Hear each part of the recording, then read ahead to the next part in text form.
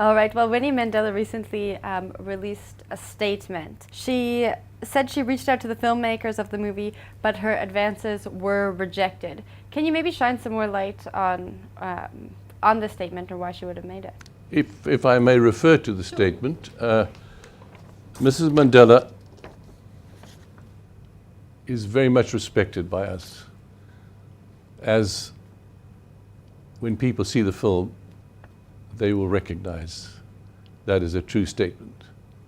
And Mrs. Mandela actually answers her own statement as to why the producers elected not to consult with her on the film.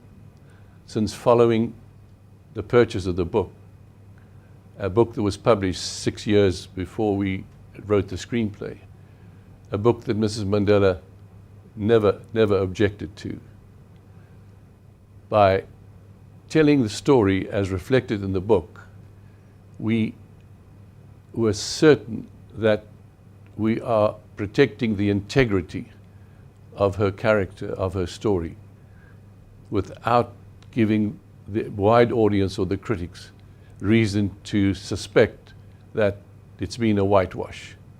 So in keeping it a purely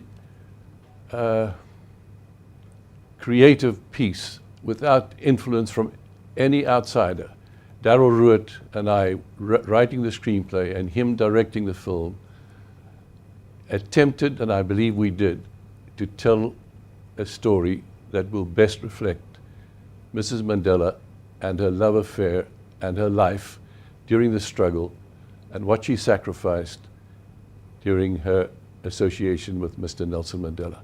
Her comment following the statement you've just read, she says, "I imagine the basis was to allow the creative process to occur organically."